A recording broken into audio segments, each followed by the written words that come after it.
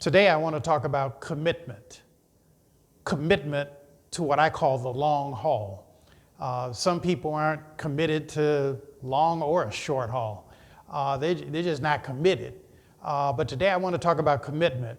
The scripture lesson is taken from 1 Kings chapter 8, verse 61, where Solomon has called the people together, and in calling the people together to dedicate the temple, he tells the people, "Now therefore devote yourselves unto the Lord."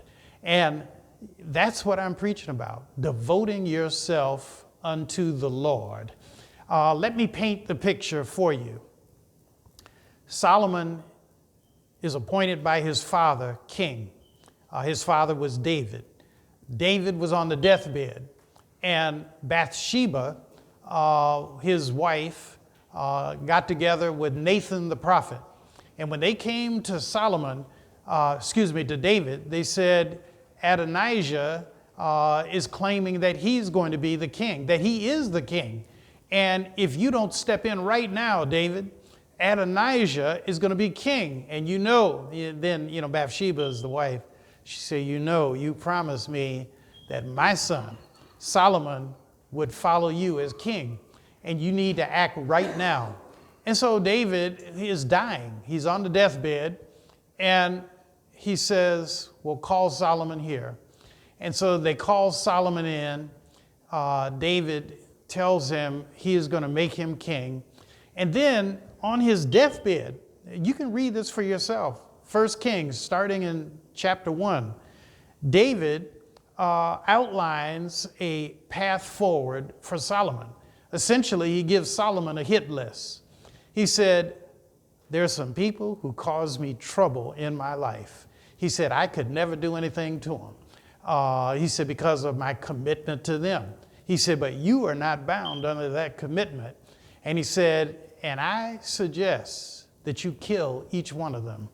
And he said, Joab, the army commander, caused me nothing but trouble. And he said, don't let his gray-headed hair go down to the grave in peace. He said, there's a man named Shimei, who when I was chased out of town by your older brother, Absalom, Shimei cursed me. He kicked up dust at me.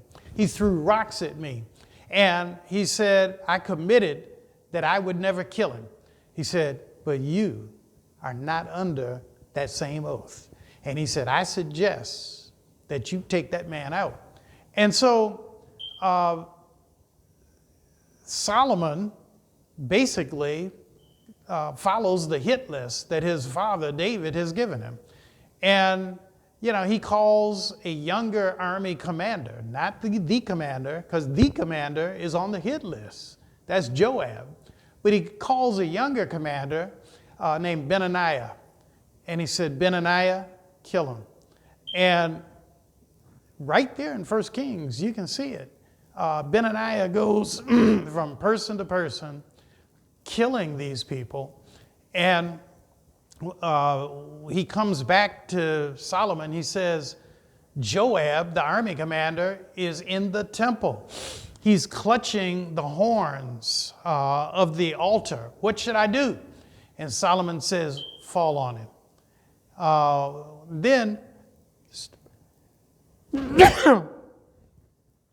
stop.